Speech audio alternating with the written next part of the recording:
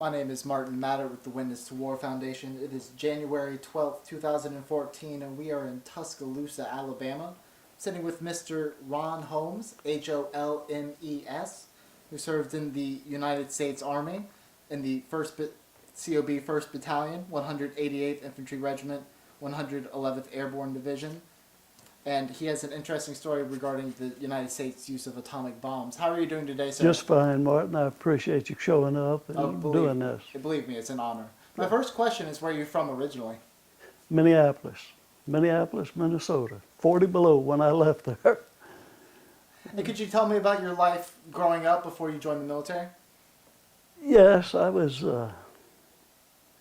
probably an athlete of all sports. I was a youngster. They'd come out of the country from the University of Minnesota to come and get me to go to high school at University of Minnesota school. I went to school there. It was a good experience, and I quit the last year to join the Army to go to Korea. And I never did get there. It took me 18 months to get to Korea. Now, what made you decide to join the Army? Did you have family who was in the military? I had a brother that was retired, but I wanted to go because the war started in August of 1950, and I thought I should be there, and that's why I went. So could you tell me about the training you received to go to Korea? Well, I had about 14 weeks of basic training at Fort Riley, Kansas. And then from there, I was going to airborne, so I went to Fort Campbell, Kentucky, and then was sent down to Fort Benning, Georgia to take airborne training and everything. And after we got that, well, then we were ready to go wherever we had to go. Did any part of your training experience stand out to you? Any good stories that still stick in your mind? No, not back then. Other than it seemed like when we went to basic bivouacking, it was 25 miles uphill, and we come back the same way, and it was still 25 miles uphill. That's all I can remember. That it's same way. But there wasn't nothing really deep into it or interesting or anything to it. I enjoyed it. I enjoyed jumping out of airplanes. So after your training, remind me where you went? Fort Campbell, Kentucky. That's correct. And it was in the 11th Airborne Division, the same unit that the 1st Battalion, Company B, 188th Airborne Infantry Regiment. And I stayed in that unit from 1951 to 1957. February 1957, it was deactivated, and I came home and got out of the service, waited about 90 days, and then went back into the service, and I've been there ever since. Now, what was your purpose of being at Fort Campbell, Kentucky? To jump out of airplanes and combat infantry, airborne. And when we got ready to, we got alerted we had to go to a marshalling area. And we went to this marshalling area, and they checked our health records, our military records, our wills. They did everything, and we had packed everything we had, everything. And well, we thought we were going to Korea. And about a week later, we got on some airplanes. We flew to Albuquerque, New Mexico, refueled, and we still didn't know nothing. After we got into the air, we were told that we were going to Nevada, Yucca Flats, Nevada, for the atomic bomb, to be the first unit to participate in the nuclear weapons. We set up a maneuver to go into ground zero. Now, what do you remember about who was on the plane? All my friends from the 1st platoon and the 2nd platoon, I think. I can't remember exactly what airplane it was. Uh, but it was our unit people. And after we got to Camp Desert Rock at the time is what it was called, we spent 2 weeks digging foxholes and sandbagging them so that we could leave our weapons and equipment at that foxhole. And some of us finished the foxholes quick, some didn't. But it took total of 2 weeks to finish them and get the area ready. And then we went back to wherever we were supposed to go. Then the morning of the atomic bomb, I think about 4:30 in the morning, we went to our foxholes. I left my Browning automatic rifle there and my equipment. And I had another boy who was my ammunition man to carry the ammunition.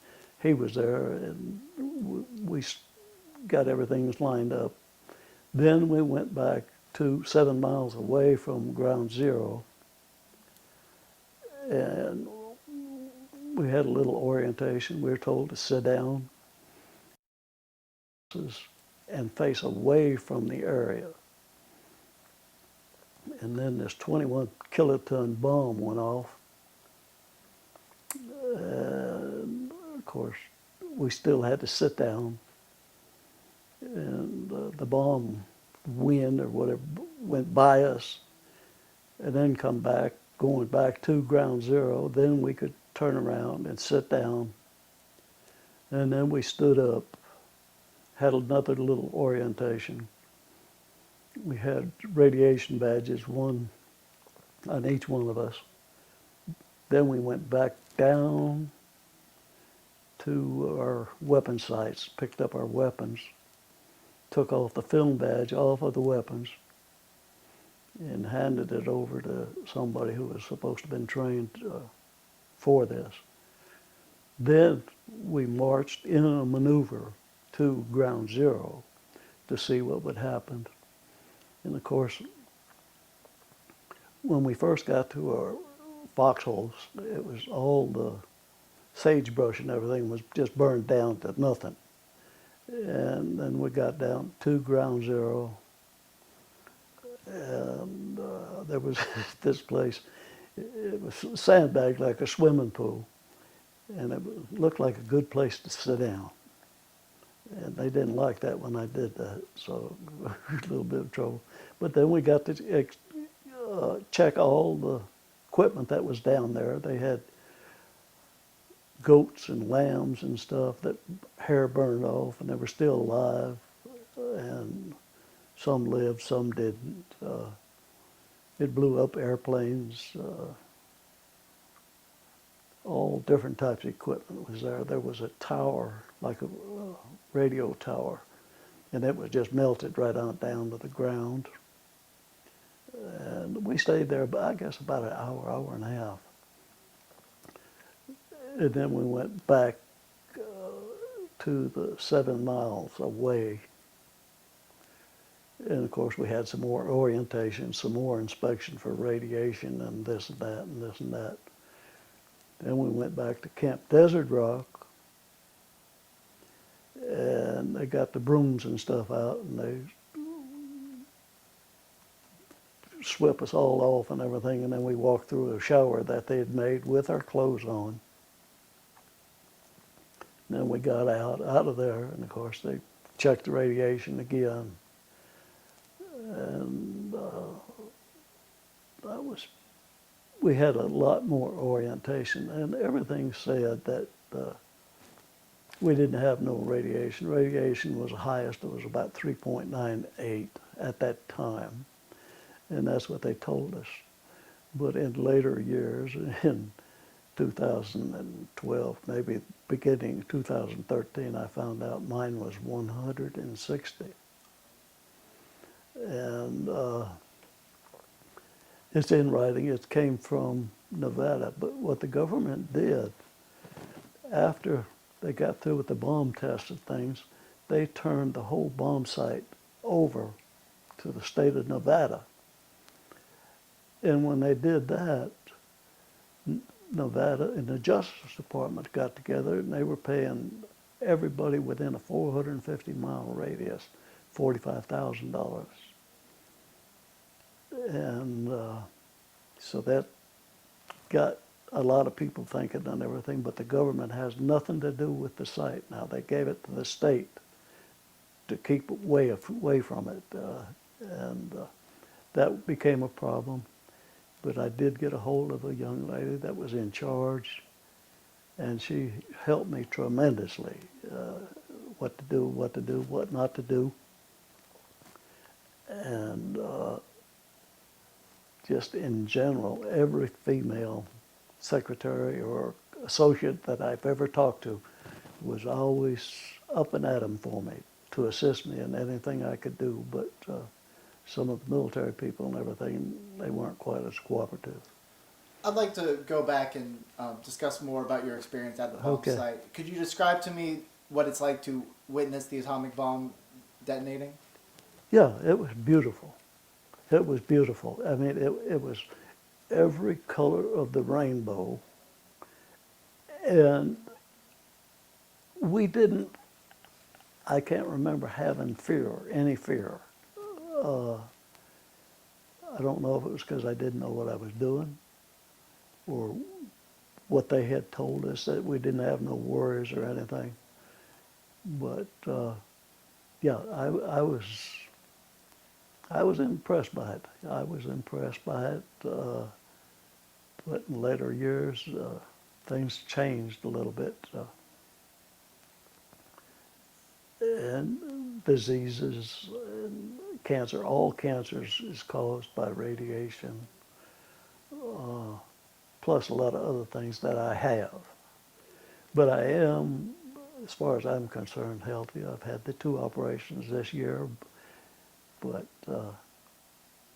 for my age, I think I'm pretty good. The doctor that operated on my heart said I had the strongest heart of a 78-year-old that he'd ever seen. So it was good, but the bomb was, everybody seemed impressed. But after we got out of there, I had to stay at Fort Campbell, Kentucky, and we started a new organization. And most of the fellows went to Korea. And some got killed, some didn't. One I found out day before yesterday, he died in 1978. So he was 18 at the time, and he died at 70. He was 50-some years old. And I finally figured out a way of getting around, finding out who was there. I recovered some leave papers. We had to submit for leave after we got back. Half of us could go during Christmas, the other half would go on for New Year's. And I've got a list with about 16 or 18 people name on it that went on leave for Christmas. In fact, I contacted one of them last night through the iPhone. He's 84. He says the only health problem he has is trouble breathing, which makes sense. But I asked him if he knew about the Justice Department. They will pay us $75,000 if we put the paperwork into the Justice Department. But there's one catch to it. We can't use the VA if we take the $75,000. And I refuse $75,000 because I don't need $75,000. I need my friends taken care of, and that's the best thing I can actually say. I mean, it's been hectic, but I hope that this helps me, and the military liaisons in the Senate help me, and we'll solve this problem and get it wide open so the guys can get consideration. I told them what I thought we should do. The highest award for a non-combatant in the Army is the Legion of Merit. And that's what we should get, because we done saved the country something, somehow. And that's the best thing that they could give us would be the Legion of Merit. I have one.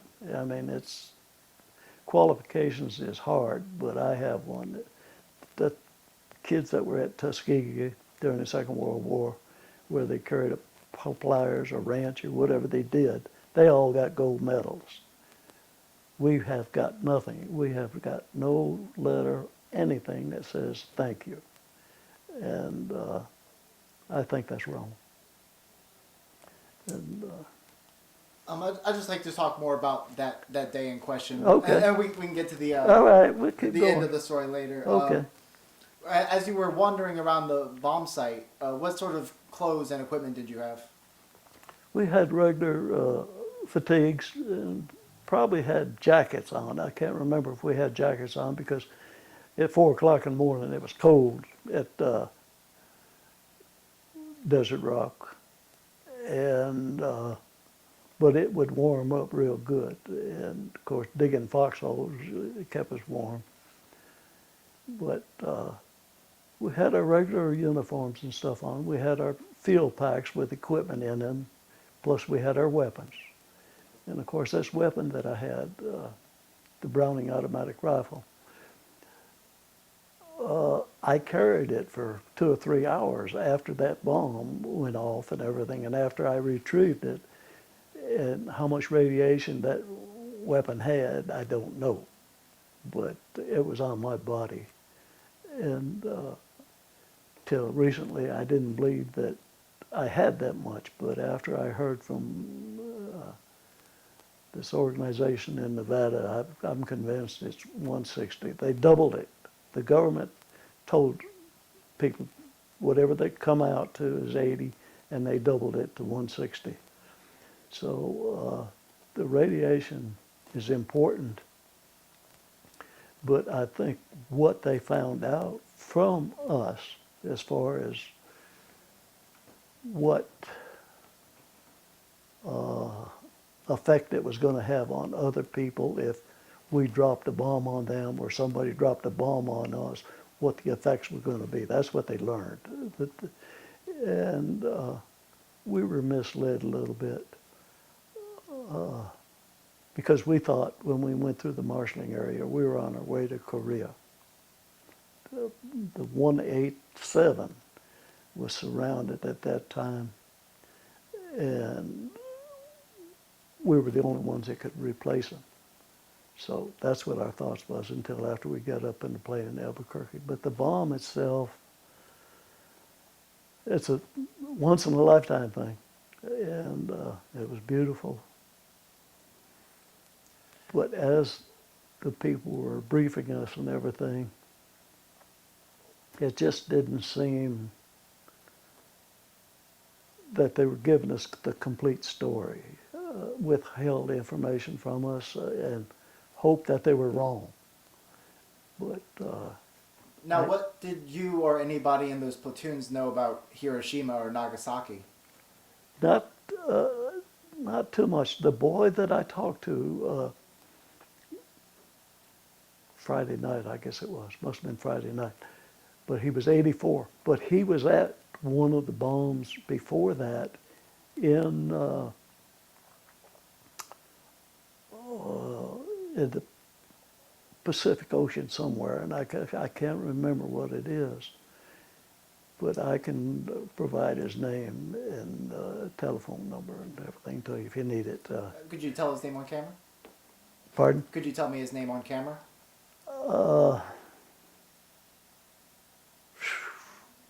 No, not right now. I can't unless we can shut the camera off a minute. 'Cause I got paperwork out there. That's fine. Okay. We'll come back. It's on my iPhone, and Now, did anybody in your platoon know anything about radiation poisoning or the No. effects of radiation? at the time, Mhm. no, we didn't know nothing. We were led to believe there wasn't going to be none. The most that we were told we were going to get was up to 3. Well, a chest X-ray takes more than that. So No, we did not know. I think we were not dummies. we, we just didn't know. And they didn't teach us radiation in basic training or nowhere. This was the first time it ever come up. Uh, it, I don't know. I don't blame nothing on the radiation. I'll say this. I retired in 1981. At that time, I filed a claim against the government for nuclear radiation, and we haven't got nothing straightened out yet. They said I didn't have none. So I have had a physical back from the VA back in the 90s that was made available, but that didn't tell you anything, what you done and what you didn't do. No, the bomb is, it just, we worked for 2 weeks before it and 4 hours during it, and after that we stayed for 2 days after it went off, and then we were flowing back to Fort Campbell, Kentucky. You mentioned some of the destruction of the bomb, the radio tower and the airplanes. Yes, sir. Could you tell me some of the other things that you saw in the after Okay. effects? The tanks were pretty well destroyed. Trucks with probably canvas backs on them and everything, they were burned. They were pretty well destroyed. Probably some of the tires were gone.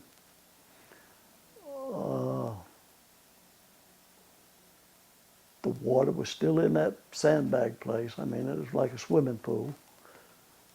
But the tower was melted down to the ground, and that was from 1,410 feet, because the bomb dropped at 1,410 feet. And it was a special plane. It was a B-50, but the bomb did not fit in the airplane. It was below the airplane. Back then, I think it was probably just like Big Bertha, the one that dropped in Japan. But it was just 21 kiloton, which is pretty big. And they've had a lot of atomic bombs since then, but just 3 ton or 4 ton or whatever, because they've got them into weapons now. Were there shadows burned into any of the landscape? Well, all the trees or not trees, what do you call them, bushes and stuff. Yeah, they were gone. They were burned right down to the stump. And probably some of them were black around them and everything. Yeah, it was everything was destroyed that they wanted destroyed. And I think it was bad. But to bring one other little part up to it, 2 days before our explosion, they had one that went off there. Let's see, ABC, then shot C. And 2 days before that, shot B went off in the same area. So we had 3 bombs that we were walking into, all the mischief and everything. And they had a lot of people constructing different types of things, bridges. They burned, the metal ones melted. It was quite a big thing. And, but I was glad at the time. It's just amazing that I enjoyed it and enjoyed the Army. And the guy I talked to the day before yesterday, he got out in 1953, so he didn't even go to Korea. So, and he hasn't had no problems, hasn't been to the Veterans Administration or anything.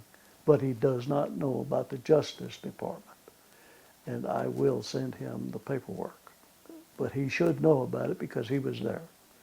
And one other thing that is important, I think, the organization Threat Department, as part of the Department of Defense, told me there was 26 people still alive from my unit.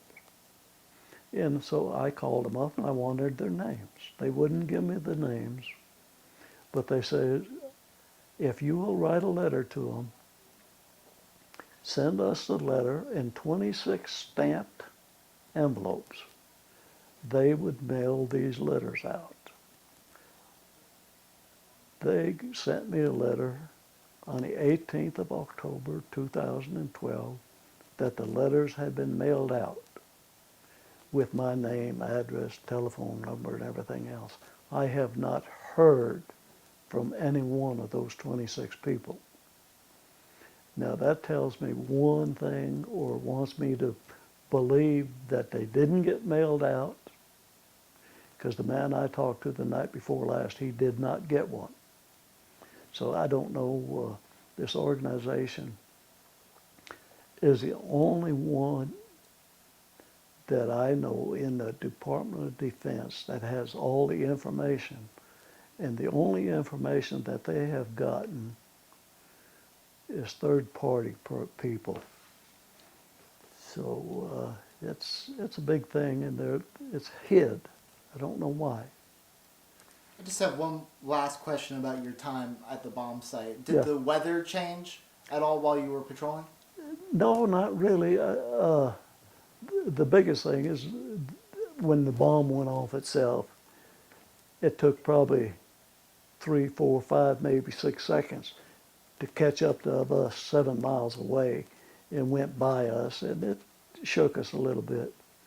Then when we turned around and still sitting down with sunglasses on, it came back, going back to ground zero, and of course it had a lot of wind. But after that, no, the weather didn't change any that I can think of. It was hot. I'd say, if anything, it was hot. So after they wash you down, read your radiation levels to Yes, sir. you, you left, and what did you do after this? After that, well, we come back to Fort Campbell on the 3rd of November, and then we started training more people, and I ended up being one of those, and then I was the information and education man for a while, and then Did you notice any physical side effects at this point? no. I think probably in 1957, I was determined to have duodenal ulcers. And of course, I took treatment and all this other stuff. No. And I had the normal problems other than that, eyes, not. But when I retired in 1981, my cholesterol was 360. My sugar was about 325. And of course, that means you're a diabetic, and nobody ever mentioned that to me. I got to the VA and 15 years later, and that ate me up bad. And right now I've got 260 personal percentages for disability. You only get 100% disability, but add them all up, and I've got 260 different things, from the heart on down, everything. I've had back surgery. The whole left side is paralyzed quite a bit, but I try to walk as much as I can, because they say walk. Well, if you can't walk, you can't walk. But other than that, I had a good life in the military. I liked it. We were only separated for 30 years. We were only separated for 13 months.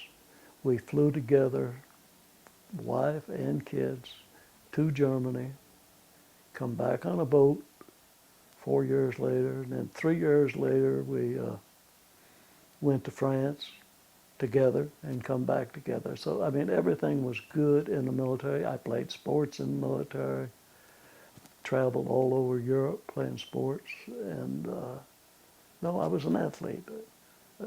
My problems began in 2000. When this new turn of the century, I fell apart.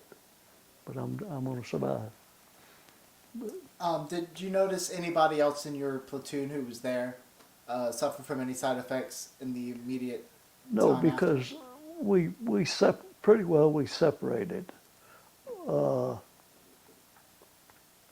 and went different directions, and that was right during the Korean War, and probably 9 out of 10 of them went to Korea. Now, what happened to them, I don't know. But we were airborne troops, and they just replaced some of the airborne troops that was over there. But other than that, I haven't run into anybody until the last 6 months. I mean, it's taken me that long to track them down, and now I figured out this iPhone stuff, and I'll get a hold of 16 of them. But it's bad because I don't know which one's going to say, no, he died. And that makes it tough when you ask somebody about somebody, and that's hard to take. And one of the kids that I associated with, when I found out he died in 1978, that was bad. I mean, it affected me. And you weren't allowed to talk about this event at all, were you? Pardon, no. It's just, I don't know. It's just, I would do it again. I would do it again. But I think that somewhere along the line, this was kept a top secret until at least 1989, but I think it was 99. And nobody could talk about it. We couldn't talk about it. And people lost interest in it. They weren't worried about it. They don't know about it. They don't know about it. And it was never publicized. The Parade magazine that came out on the 19th of June, 1977, had an article in there with a picture of the atomic bomb. If you were there, call us. If you know anybody that was there, call us. And I don't know if I seen it at that time or did anything about it, but I have a copy of it, and I sent it to the senator. That's from Mobile, but it was in the Parade magazine. But the atomic bomb itself, we did not know what was going to happen. And after I thought about it, I didn't know if I was going to walk out of there or not. I mean, I didn't have no problems. And I don't know of anyone having any problem, except they booted me in the rear end when I sat down. We couldn't sit down. You can't sit down. And carrying a 13-pound rifle on your shoulder, you want to sit down. But no, the bomb was good, and I think it was a test, just like they said. And but there was a lot of things that they took people from our units and gave them dosimeter meters. They didn't know nothing about that stuff. And they could read it one thing and say it's another thing. So it was immaterial what they said. And it showed up in Nevada. And Nevada's got the records, and they got the true records. And but it was trying to get that stuff is hard. And you got to be a hard head, like I am, to go get it and keep on until I get it. And I'm going to keep on until I drop dead for my people, my buddies. What was the first document you procured from the Nevada state? It had been in 2012. Yeah, it was that long. And when did you ask for it? Probably 2012, because I didn't know Nevada State had it. Because it should have been in the Department of the Army. It should have been in the Department of Defense, because the Department of Defense, but when I sent emails to them in the last month and a half, they don't know nothing about the bomb. In fact, it was changed from Desert Rock to Buster Jangle. Why, I don't know.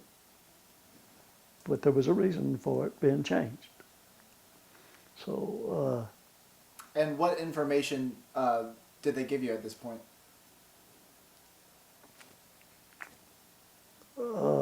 by radiation exposure on the day of, just for that one day, because that's the only records they had of me, is a November 1951. That was reading 80, and they changed it to 160. And after that, that young lady, she sent me a lot of documents from the bomb and things that I could look up on the computer. So she was real well, and she's probably in charge by now. I don't know, but it was all pretty good. All the cooperation. I talked to a guy by the name of Mr. Murray. I shouldn't say it, but I will. Mr. Murray at this threat organization. He says, "Well, you got to do this. You got to do that." I said, "Send the Secretary of Defense an email or something." I can't do that. I said, ask him again. I can't do that. What can he do? He's got all the information. Nobody else got the information. And for that information to get out, he's got to release it, or you got to ask for it. And him and I, we talked for an hour, a couple times. And he's high up in that organization. But I don't know. I just, I'll let the Senate figure that out. Because I'm sure that this Navy commander that I'm talking to is going to do something. Because I asked him, I says, "Commander, if you had somebody in your unit that had trouble or needed help, what would you do?" He said, "I'd help them." I says, "I need help." And he's doing it. He's doing it. On his own. I don't know what the senator's going to say about it, but he had a meeting with 100 of them this past week. Now, what do you wish the United States government would do, aside from a Legion of Merit?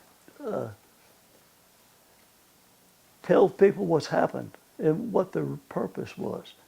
You know, the kids, they read about the Civil War, they read about the Battle of the Alamo, but they don't know nothing about the Battle of Desert Rock, the atomic bomb test, what it does. Now they know about Japan. It's in the record books, but there's nothing in any record about 1 November 1951. And it is, in the list I've got of historical items for the date of 1 June, November 1951, it's listed in there as one of the most important things historically. And so there's got to be something to it. And somebody somewhere, don't know, in this man that I talked to, and I'll give him the benefit of the doubt, he's getting his information from third-party people. And I asked him, I said, "Well, you know, we got 26 people you know of that's alive. Why don't you talk to them?" He didn't answer me on that, but I think that's the way I would go. And I will contact my commander Monday or tomorrow and give him that information, because he's the only person that's got it, the only department that's got it. Nobody else has got it. And I was going to call the Sergeant Major of the Army, which would be my counterpart. But Commander told me not to do it. He says, "No, we'll handle it. We'll handle it." So at this point, it's been handled, or going to be handled, and hopefully I can get you back here again and give you the update on it, because I think it's going to be good. I think it's going to be good for the 800 other fellows plus everybody that wants to know history, and because it's a history thing. I like that. How do you feel about the current state of nuclear arms in the world? Well, it didn't hurt me, so it shouldn't hurt nobody else. I mean, that's, I can't understand why they're worrying about Iraq. It didn't do nothing to us, but I think they ought to be dismissed, really. But we're the ones that were the leader of the bunch. And why Iraq or Iran? They had the stuff. The nuclear stuff was in Iran. Iraq, there was no doubt about it. But they can't found it. They found it in Syria if they'd look at it. So, yeah, I think the nuclear thing. But we used a lot of nuclear things. We got power plants. We got everything that's used nuclear radiation or nuclear. And so they can't do away with it, but how they're going to do away with the bomb, because there's going to be a third party that's going to dream up how to do that. So, yeah, so they haven't made one. Well, they've got them. There's no doubt I'm buying, and Jerusalem will probably be blowing off the map. But it's powerful. It's powerful. Now ours was a 21 ton. I mean, all they got to do is add it together. Instead of 7 miles, it'll be 14 miles or 50 miles. But the damage in Japan was from not from going out, but coming back in, is what sucked it back into the center. And that's what the nuclear weapon is. But we have tested over 1,200 different atomic bombs in our history. And that's available. And what's happened in defense of everybody on this thing, all major libraries were mailed this information about that atomic bomb and everything, and nobody's looked it up, and I haven't even looked it up at the state of Alabama, at the University of Alabama. It's supposedly there, but I will go to them with it after I get through with all my stuff. But it's a big thing, big thing. I just hope that our little discussion is going to help a little bit, and I will carry it out, I'll guarantee you. I just hope I've done a good enough job for you and for my other people. That's, money is immaterial to me. And I'm not, and the medal is just something to pin on a person's shoulder. I don't need gold, like Tuskegee guys getting all the gold medals, but I want recognition, and that's the way the recommendation goes, is by medals and the decorations. And but it's the highest one, and that's the one we should have. We don't need nothing below that. I've got 10 good conduct medals. I don't need another one of them. In your search for documents pertaining to 1st of November 1951, what was the most difficult part about obtaining any of it? There seemed to be an invasion of shot dog. That's the one that I was interested in, the one on 1 November 1951. They would bypass it and go around it, and it's still that way. I've got 1,700 and some pages of paper that I've run copies out trying to detect it and everything. And shot dog was hard. I can go to Waikiki on the internet. I don't want that. I want sure enough good stuff. I want the good stuff. I don't want nobody's opinion on something that wasn't there. I don't know nothing about it. And but it's been evasive.